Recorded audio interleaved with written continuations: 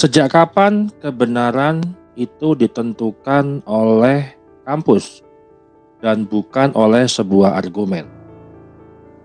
Tema pada episode kali ini adalah tesis, antitesis, dan sintesis. Perlukah kebenaran nasab itu selalu diuji di dalam kampus?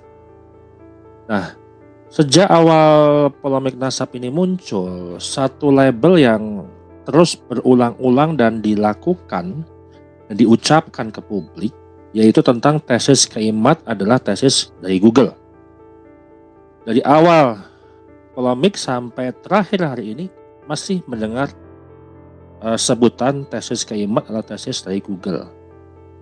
Nah, justru label-label ini diulang terus-menerus oleh banyak pembela Ba'alawi. Dan salah satu yang paling sering mengulangnya adalah Gus Wafi. Kita nggak membahas Gus Wafinya ya, tapi membahas label tesis Keimat adalah tesis Google.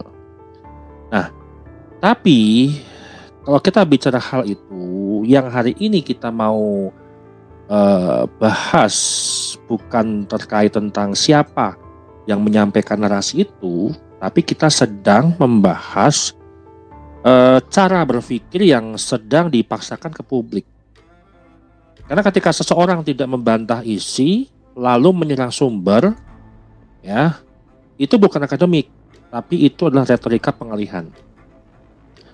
Nah, sekilas saya sampaikan apa itu Google yang sebenarnya, atau apa itu yang disebut dengan tesis Google lah, yang suka mereka narasikan hanya untuk membungkam titik. Ya. Kita luruskan dulu secara awam.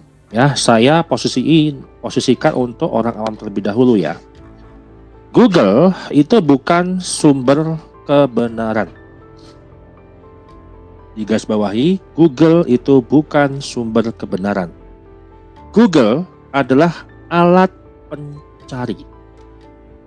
Misal, kalau Anda hari ini membaca jurnal Harvard lewat Google, apakah jurnal itu otomatis menjadi jurnal Google?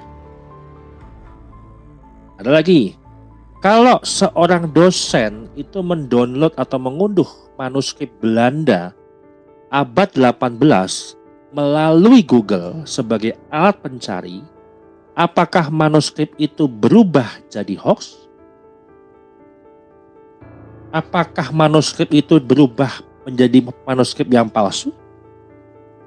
Nah, yang menentukan ilmiah atau tidak adalah struktur argumennya, konsistensi metodologi, dan keberanian untuk diuji, bukan alamat URL-nya atau alamat websitenya.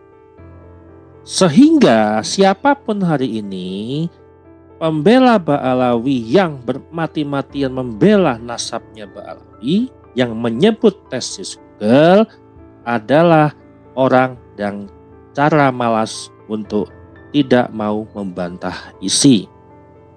Orangnya berarti malas untuk berpikir. Titik. Tidak ada tambahan kata-kata. Kenapa? Karena menyebut tesis Google itu sesuatu hal yang tidak melalui proses pemikiran. Padahal santri, padahal S1, S2, ataupun S3. Oke. Kemudian, kontradiksi besar yang dilakukan oleh pembela Ba'alawi. Pembela Ba'alawi selalu berkata, kalau ini ilmiah, uji di kampus dong. Ya. Kalau ini ilmiah, kalau ini benar ilmiah, kenapa tidak ada uji dari sebuah university? Itu masih banyak saya menemukan hal-hal itu. Nah, artinya apa? Mereka memaksakan sebuah kebenaran untuk bisa diuji di kampus ataupun university. Kalau kita melihat pola-pola yang mereka lakukan, itu kan ketiadaan metodologi, absennya verifikasi, kemudian otoritas yang dipinjam untuk menutupi kelemahan argumen. Dan ini bukan tuduhan, tapi ini observasi pola. Nah, ada juga yang menyampaikan begini. Tesis Keimat itu ditanggapi oleh Kiai Haji Zahro, ya. Zahro siapa lupa saya, Kiai Zahro lah ya, Kiai Zahro, Prof Zahro ya, Prof Ahmad Zahro itu dikomentari, dan tesis Keimat mendapatkan pengakuan ilmiah oleh beliau. Berarti Kiai Haji Ahmad Zahro itu mengakui bahwasanya tesis Keimat itu adalah ilmiah, ya. Nah, terus ada sebuah statement. Ya, statementnya itu sangat lucu juga. Ini seperti halnya playing victim. Di balik klaim otoritas, terselip sesuatu yang selama ini disembunyikan. Tanya, kan?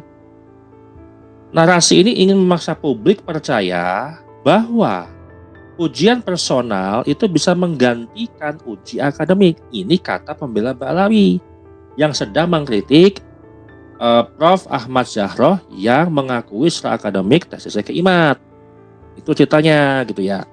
Sehingga memberikan statement seperti itu. Nah, kita balik sekarang posisinya kalau saya yang sebagai yang bertanya semacam itu.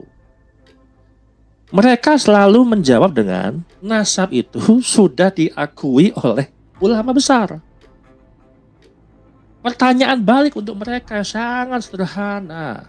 Pengakuan itu diuji di mana dan bagaimana diuji?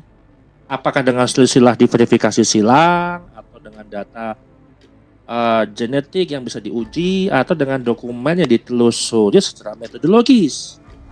Atau hanya sebuah pujian, testimoni, dan otoritas simbolik? Kalau pujian personal bisa menggantikan uji akademik, maka ilmu itu runtuh. Dan agama berubah jadi sebuah kultus otoritas. Ini kita balikin ke mereka. Maka mereka selalu playing victim. Makanya itu, yuk kalau teman-teman Kibin ini masih membela nasabnya Ba'alawi dengan menyebut, oh ini kan jangan sampai Prof. Zahro ini mengakui tesis Keimat ini hanya untuk pengakuan secara personal. Mereka bisa ngomong ya, pujian personal tidak bisa menggantikan uji akademik. Ya sudah, kita balikin lagi ke mereka. Mereka selalu memakai ulama dunia sudah mengakui ya, ulama Nusantara sudah mengakui, Syekh Nawawi Al-Albani sudah mengakui, dan seterusnya yang mereka sebut. Kita balik. Kalau saya bertanya, ujian personal itu bisa menggantikan uji akademik, maka ilmu itu akan runtuh. Dan saya bertanya, pengakuan itu diujinya bagaimana? Jadi stop, ya, jangan playing victim. Mereka ya yang suka menggunakan otoritas ulama, pengakuan ulama. Sedangkan pengakuan ulama tidak bisa diuji secara akademik. Itulah maksudnya, jangan membalikkan situasi lah, gitu kan. Kita fan-fan aja kok ya. Oke, kemudian kita bicara antitesis Ba'alawi yang tidak pernah bisa menjawab hari ini. Ya, antitesis yang gagal sejak awal saya sebut. Ya, dalam sebuah filsafat ilmu, antitesis itu wajib menjawab sebuah tesis. Kalau tesis Keimat itu berbunyi, apakah nasab Ba'alawi valid secara genealogis atau historis? Nah, kemudian antitesis Ba'alawi ini harus menjawab, siapa kamu? Kampus mana? Kamu ulama apa? Kok berani-beraninya membatalkan nasab Ba'alawi? Loh, ini bagaimana yang harusnya dijawab antitesis Ba'alawi kok malah membalikkan situasi seolah-olah itu tuduhan? Justru itu bukan antitesis. Itu pemeriksaan identitas, bukan bantahan ilmiah. Sejak awal begitu polanya. Ditanya nasabnya Ba'alawi sahih atau tidak, jawaban mereka, aduh tesis Keimat itu abal-abal, tesis Google, dan seterusnya. Sekarang yang playing victim siapa? Mereka menuntut bukti, sedangkan kita nih yang dari awal menuntut bukti nasabnya mereka sahih atau tidak, mereka tidak bisa menjawab kok. Jangan seolah-olah kita yang salah, gitu. Seolah kita yang tidak menjawab, kita sudah benar secara metodologis, ya kan? Ba'alawi dan Kibin ini belum menjawab secara metodologis juga. Gitu loh. Kampus itu bukan pengadilan sebuah kebenaran, teman-teman. Ya. Sekali lagi, kampus adalah ruang uji, bukan penentu tunggal. Sejarah ilmu itu penuh dengan sebuah teori yang ditolak kampus, tapi benar. Kemudian teori yang diterima kampus, tapi runtuh setelah kebenaran. Contoh yang kita lihat baru kita bahas kemarin, ketika ada sebuah tesis akademik ya, untuk magister dari seorang mahasiswa UIN Sunan Kalijaga yang membenarkan bahwasannya makam KRT Sumodiningrat itu ada di Semarang. Bahkan sumber-sumber referensinya pun juga dibenarkan oleh dosen penguji, dibenarkan oleh dosen pembimbing. Kemudian ketika melihat sebuah kebenaran, kan itu salah, bukan di Semarang, tetapi di Jogja. Bukti lagi, oke. Kalau di Jogja itu sudah mendapatkan pengakuan dari Dinas Cagar Budaya. Artinya secara kebenaran itu salah. Tapi teori ataupun penelitian yang disampaikan mahasiswa tersebut itu diterima oleh kampus. Lulus lagi. Artinya apa? Menggantungkan kebenaran pada sebuah institusi adalah sebuah kesalahan berpikir otoritarian. Saya ulangi, kesalahan berpikir otoritarian. Kalau masih berpikir menggantungkan sebuah kebenaran pada sebuah institusi pendidikan, baik perguruan tinggi negeri ataupun perguruan tinggi swasta. Nah, mengapa kalau kita katakan Mbak Ali selalu menghindar secara metodologi? Ya, karena kalau misalkan mereka masuk ke dalam metodologi, silsilah itu harus diuji, dokumen harus diverifikasi, klaim turun-temurun harus dibuka. Dan itulah di situ narasi yang semakin rapuh. Langsung terjun bebas. Kalau mereka mempertaruhkan untuk masuk ke dalam metodologis. Maka strategi terbaik mereka adalah menggeser ke kampus isunya supaya apa? Oh, gak ada kampus yang memverifikasi uji tesis keimat. Kan gitu. Kemudian geser ke otoritas ulama. Supaya apa? Anti sebuah kritik. Sedangkan mereka menuduh kepada keimat pengakuan daripada Kiai Haji Ahmad Zarok itu salah. Karena pengakuan personal tidak bisa menjadi sebuah uji akademik. Itu playing victim, itu harusnya mereka. Harusnya pembela Ba'alawi itu ditujukan bukan kepada keimat, tapi kepada mereka sendiri. Kemudian yang ketiga, menggeser ke adab dan akhlak. Nah, yang terakhir adalah sintesis diskursif. Kenapa saya katakan konsep sintesis diskursif? Ujungnya adalah publik yang menentukan. Kenapa saya katakan hari ini kita lihat fakta, tidak ada disertasi penentu, tidak ada jurnal pemutus, tidak ada keputusan akademik secara final, ya. Maka sintesis akademik itu tidak akan pernah lahir. Karena ketika keimat itu menggunakan metodologis, mereka menjauh dari metodologis, artinya secara sintesis tidak akan mereka ketemu. Ya, nah, publik sebagai subjek pengetahuan. Publik hari ini itu membaca, kemudian membandingkan, kemudian bertanya. Publik tidak menelan otoritas mentah-mentah.